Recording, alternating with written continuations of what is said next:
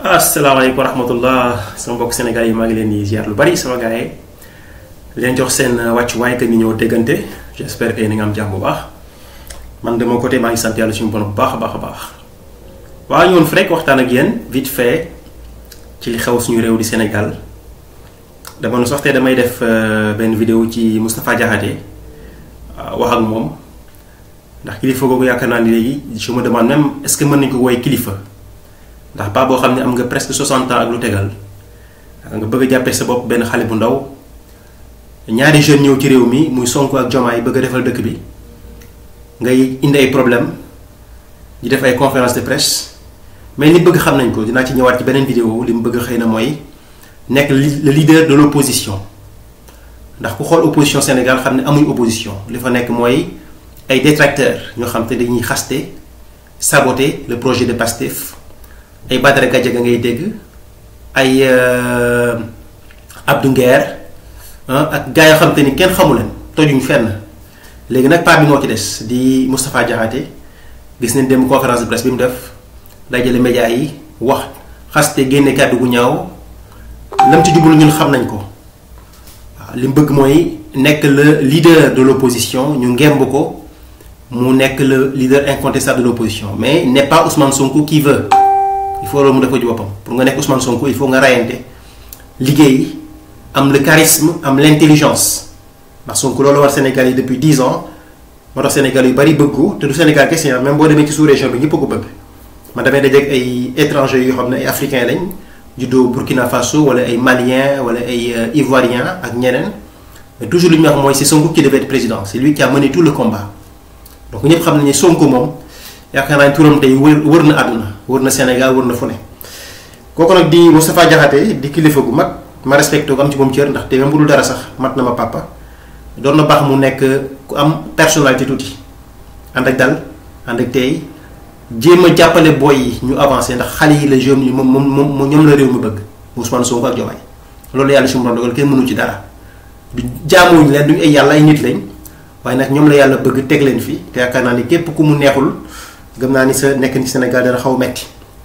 mais kooku moom beneen débat la pas boobu moom dana ci def beneen débat waxtaan ci moom parce que xam nañ li muy joué yépp waaw te dama ñu waxtaan ci Cheikh Niass le président du groupe Walfadjri Cheikh Niass di doomu Sidy Lamine Niass papaam génn àdduna bu yàggul ñu jox ko le média Walfadjri mu nekk média boo xam ne yàgg na ci paysage politique sénégalais bi ak paysage médiatique sénégalais bi Cheikh Niass def benn interview boo xam te ni média yu bari ñu ngi koy coow di kaas interview bi nag moom laa yor nii sama loxo vidéo média bi interview bi mu def ak Walfnet di wax ay points yu bari di wax ne moom li ko metti mooy aide yi nga xam ne mu ngi ko doon xaar ci état bi aide yooyu ba tey jotu ko li ci gën a am solo mooy dem na ba sax muy def un clin d'œil à Youssou Ndour le groupe Futur Média ndax ku ne xam ne ni jamono bi groupe Futur Média groupe la boo xam te ni jàppalewul le pouvoir qui est en place. C'est un groupe qui est contre le régime en place ba nekk ba seen plateau boobu di Walfadjri di jàkkaarloo daanaka léegi boo xoolee dañuy indi ñoo xam te ni ñu contre Ousmane Sonko lañ pour am buzz pour may leen buzz pour aussi jox leen benn dayoo mais aussi pour amaale audience parce que Ousmane Sonko yàlla moo def boo laalee turam rek da ngay am dara gis nañ bu yàggul Badara Gadiaga ak le député Amadou Ba ñu am foofu benn voilà benn. échange bu xaw a tendu mu def un buzz bu am solo ñëpp di ko coow vidéo bi boo demee ci chaîne TFM def na plus de 400 000 vues plus de 400 000 vues c'est beaucoup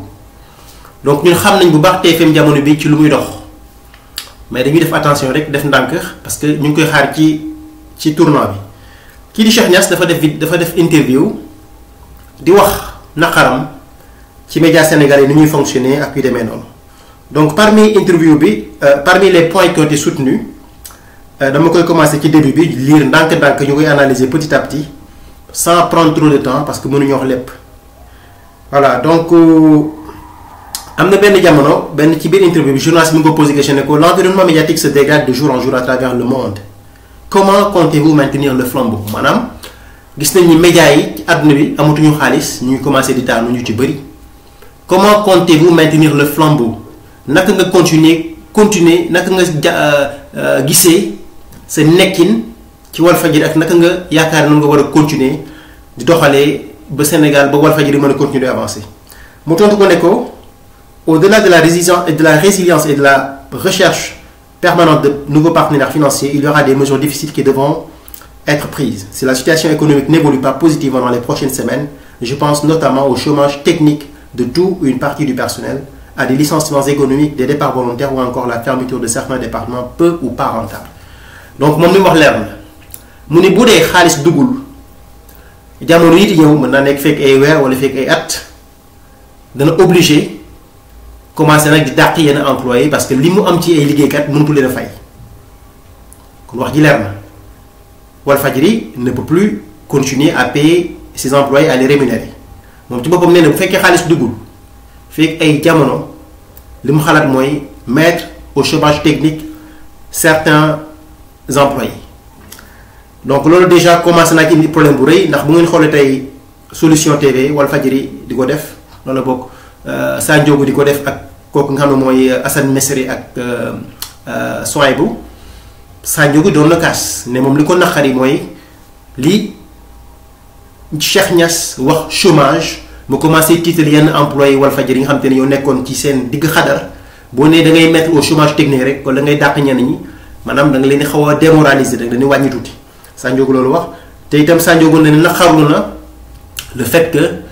Cheikh Niass di def interview mel nii di ko wax publiquement ñëpp di ko dégg ndax donte Walfadjri ci ay jafe-jafe nekk depuis des années waaye war na mënu na ko bañ a wax. La même chose aussi a été dite par kii di Assane Mesere voilà donc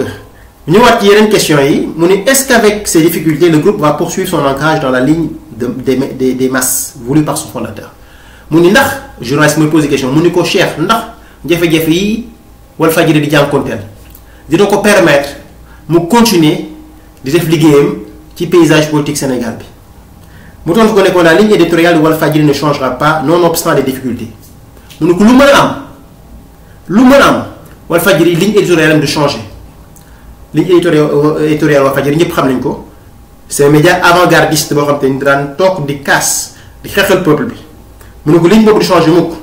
il en va de notre crédibilité et c'est aussi notre identité depuis plus de 40 ans loolu d'accord nangoon na leen ko mu teg ci ne ko aujourd'hui on est plus que jamais ancré dans la ligne des masses la voix des sans-voix et c'est très perceptible dans le journal Walf quotidien quand on reçoit régulièrement des critiques des nouveaux tenants du pouvoir que le journal leur serait hostile mu ni fii moom day fen mu ni ñoom temps yi dañuy recevoir ay messages yu jóge ci gars yi nekk ci gouvernement bi waa Pastef fii di kaas naan leen seen média bi dafa mel ni da ngeen ñoo contre te ku ne xam ne loolu ay fen la bu ngeen xoolee Walfadjri depuis quelques années dafa nekk un média boo xam te nii dafa àndoon ak Ousmane Sonko ci xeex bi comme ni mu ko daan defee bi Wade soxla pouvoir dafa ànd ak Wade ci xeex bi Macky soxla pouvoir dafa ànd ak Macky ci xeex bi Ousmane Sonko soxla pouvoir dafa ànd ak Ousmane Sonko ci xeex bi Walfadjri bu ngeen xoolee ba Ousmane Sonko jamono bii moo xam ne tey moo nekk premier ministre Diomaye nekk président de la République Walfadjri ba tey ligne éditoriale am ba tey c'est une ligne éditoriale qui est pro Sonko Walfadjri ba tey jii dafa continuer di ànd ak le régime en place bu ngeen xoolee Sa Ndiogou ak émission boobu muy def bu ngeen xoolee Moustapha Diop ak ñeneen bu ngeen déggee seen wax da nga xam ne ñii contre le pouvoir ils sont pour le pouvoir moom nee na moom Cheikh Niass nee na jamono dañuy jot ay nit yoo xam ne dañuy suivre Walf quotidien ñu leen di wax ne leen seen média bi kat dafa mel ni dafa contre le régime qui est en place maanaam dafa contre Ousmane Sonko ak Diomaye waxin la mais ñun comprendre nañ day fenn Walfadjri est devenu un média pro pouvoir problème bi mooy Cheikh la mu doon xalaat moo amul Cheikh dafa yaakaaroon ne bu jàppalee Sonko ba Sonko ak Diomaye toog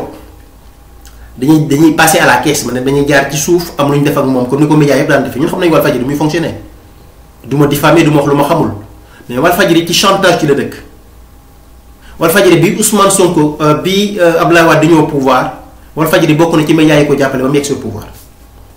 mais dafa mujj ak duuloo ak kii di Abdoulaye Wade parce que xëy na la mu bëggoon lañ ko defoon mu jóg ñu déclaré Wade guerre ànd ak Macky nekk ak ñoom bu ngeen xoolee tey YouTube bi dem nañ ci YouTube bi ngi si ay vidéo Macky Sall yoo xam te ne ay 2011 la woon avant mu ñëw pouvoir Walfadjri dañu ko daan invité muy toog di wax di sant Walfadjri di ko wax di ko tàgg di ko gërëm bi mu ñëw au pouvoir Walfadjri la mu doon séntu ca moom amu ko Walfadjri déclaré ko guerre parce que Walfadjri il a besoin d'argent pour survivre média la boo xam ne dafa soxla xaalis pour dund. léegi nag la même chose dañu bëgg a def ak Ousmane Sonko ak Diomaye xeex nañ xeex bi parce que bi ñu xeex bi xamoon nañ ni Sénégalais yëpp Ousmane Sonko ak Diomaye lañu àndal ñu profité ci incrusté wu ci dugg ci biir xeex bi récupérer ko ñuy couper seen signal yu kenn xamul ba yàlla su ma def Ousmane Sonko ak Diomaye toog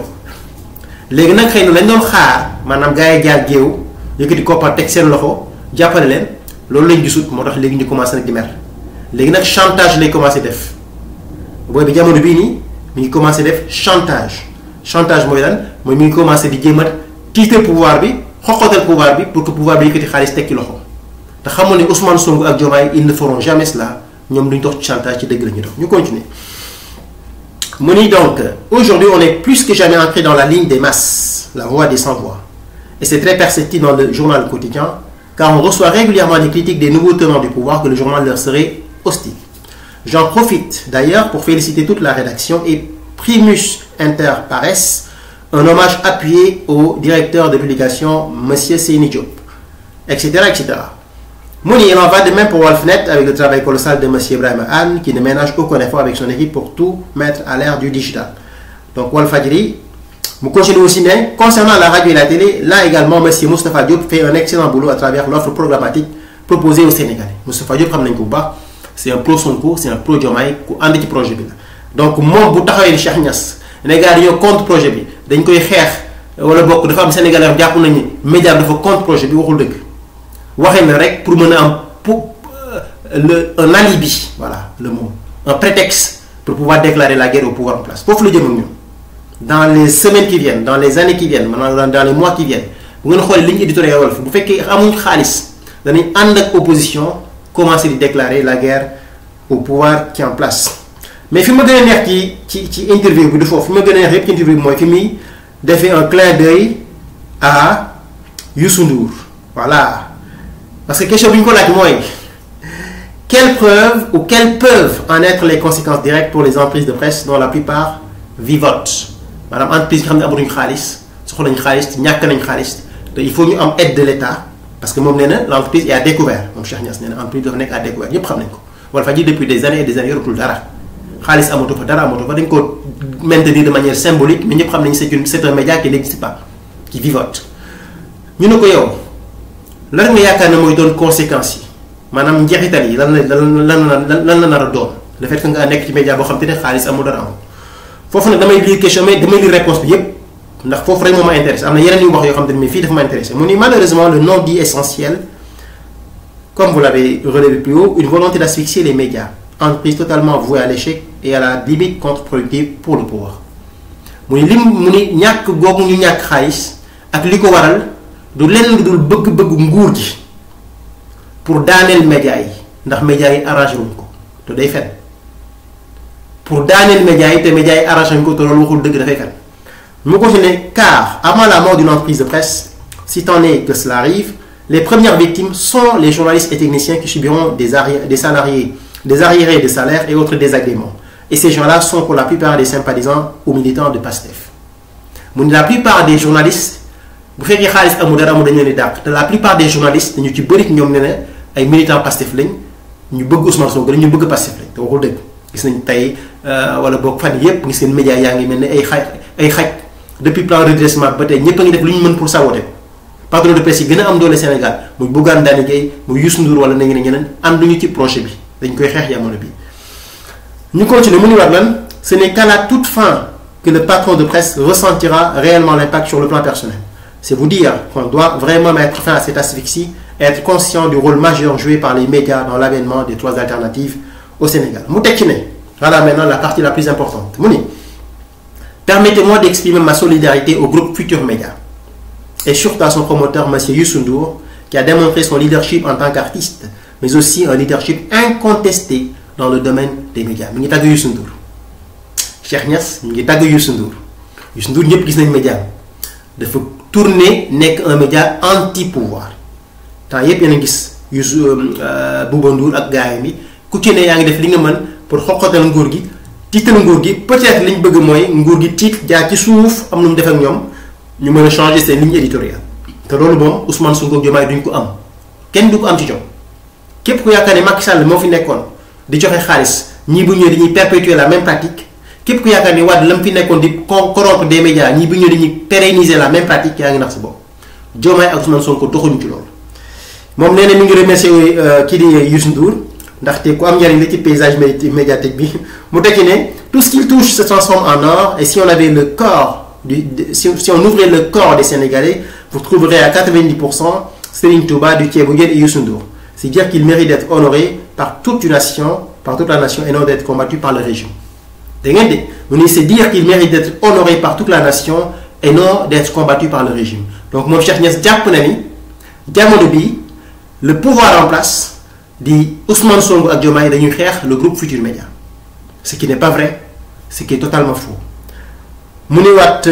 ndaw si laa waaj ñu pose la question que la presse sénégalaise n'était pas trop dépendante de l'État. Bon là ça c'est pas très intéressant. J'exhorte le président de la République, son excellence Ousmane Bassirou Diomaye Faye et le président Ousmane Sonko à redonner à la presse privée ses lettres de noblesse et d'être conscient qu'on œuvre de concert dans la stabilité et le rétablissement du pays. Donc foog mu ñuy wut ndimbal ci Ousmane Sonko ak Diomaye mi ngi leen di woo ne leen daal ngeen jàpp ci rek ndax situation bi cóol na te situation bi comme que cóol na il faut ngeen jàpp ci ndax Walf mënta continuer ci jafe-jafe yi nga xam ne ci la nekk. am na fu mu waxee ne aujourd'hui on vit dans le rouge. Si la banque nous lâche, on devra recourir inévitablement à un plan social. Être dans le rouge ci tubaab mooy nga nekk situation financière bu compliquée nee na jamono bi situation financière bu compliquée ci Walfadjri nekk te bu fekkee banque yi nga xam ne ñoo leen doon lebal xaalis lebatuñ leen joxatuñ leen xaalis mu ni situation bi day daal di nekk situation bu xaw a compliquée ci ñoom waaye mu tegaat ci lan mu tegaat ci ne bu fekkee situation bi. Voilà, nous avons plus de 200 millions d'engagements bancaires. C'est vous dire que mon plus grand souhait, c'est de maintenir le flambeau sans perdre aucun membre du personnel. Mais il faudra nécessairement que la situation macroéconomique du pays soit plus reluisante. Nous avons un pays, plus de 200 millions d'engagements bancaires. Autour des engagements bancaires à hauteur de 200 millions. Nous avons un pays, donc, li mu bëgg wax foofu mooy lan mooy soxla nañu xaalis il faut impérativement que le gouvernement qui est en place nous aide sinon duñ ci génn donc lii mooy li nga xamante ni Cheikh Niass moom la wax mu nekk loo xamante ni nii man nee naa leen dans quelques jours ou dans quelques semaines ou dans quelques mois dañuy di problème bu rëy ci média am parce que même média bi nga xam ne moom la yor moom Walfadjri sax ñi ciy liggéey ànduñu moom ci li mu wax ñu déglu tuuti ñoom Sa Ndiogou ak gars yi xool ba xam gars yi ñoom lan lañu xalaat ci mbir mi ak lan moo nar a xew Walfadjri dans les mois voire dans les jours qui vont venir bon Sa Ndiogou moo ma intéressé. Sa Ndiogou moo ma intéressé. am na apprécié TV. man fii ba déglu ko fii moom mën naa am clip mais bu ñu nappee fay. kon dina saa ma génn clip. waaw. li ci sa ginnaaw ñu ngi lay soutenir li nga xamante ne moom la wax mais dafa am ay points yoo xamante ne bii. jàpp naa ni. bu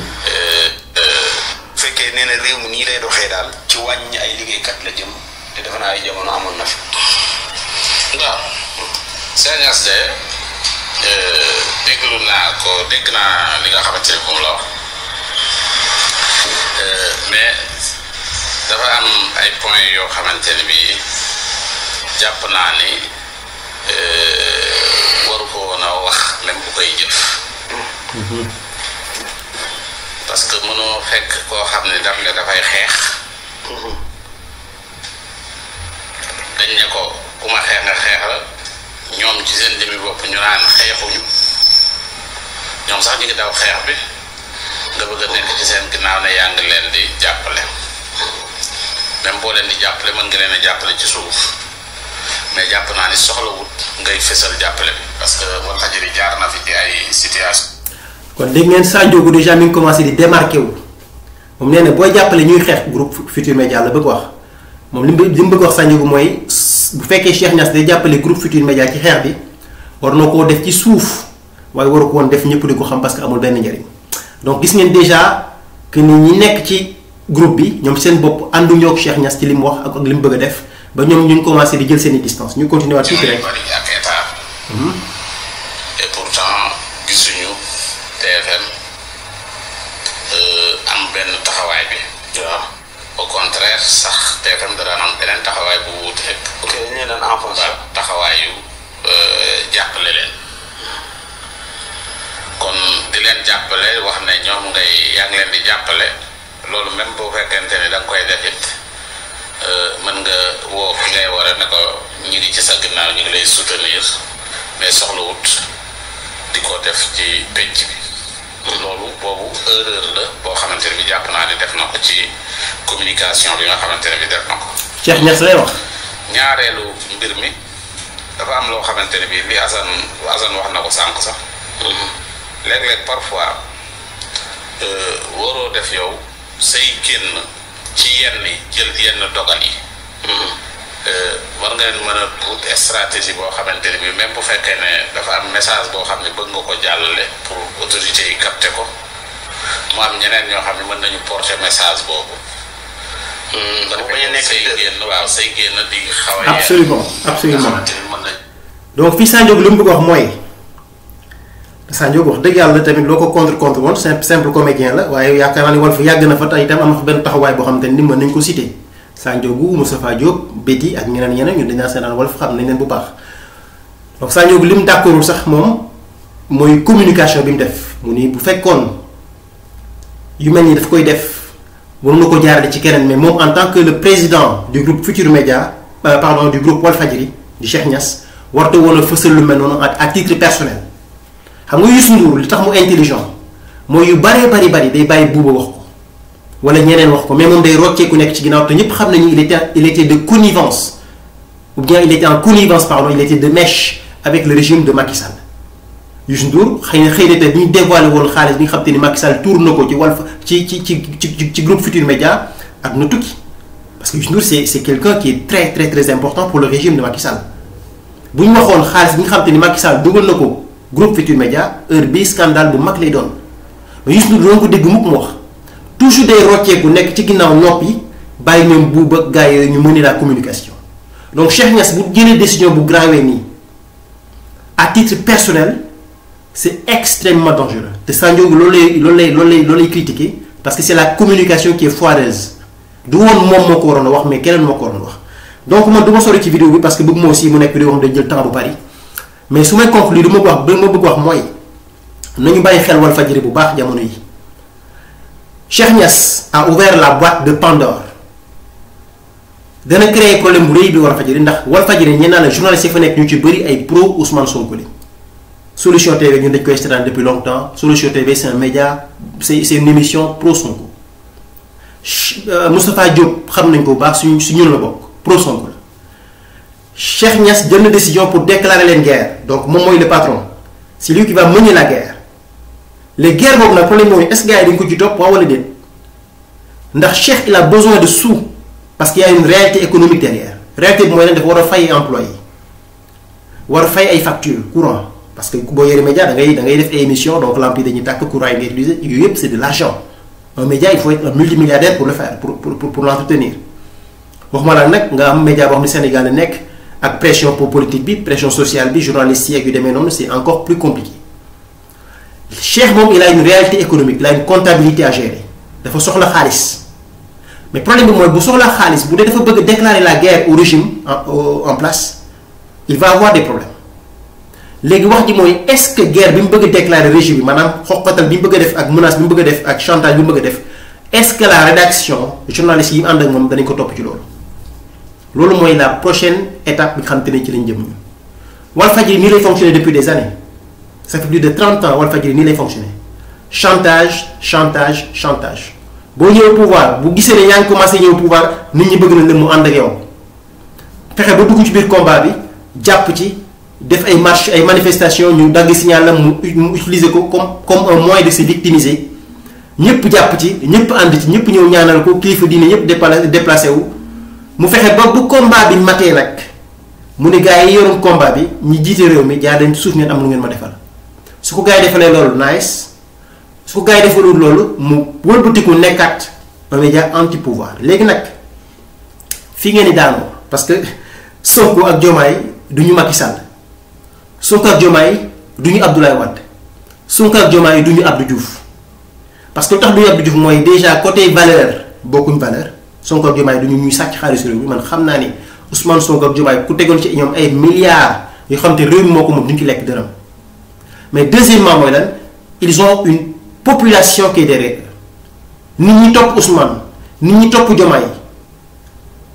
xajuñ ci kenn la preuve Diomaye demee président de la République élection présidentielle yi weesu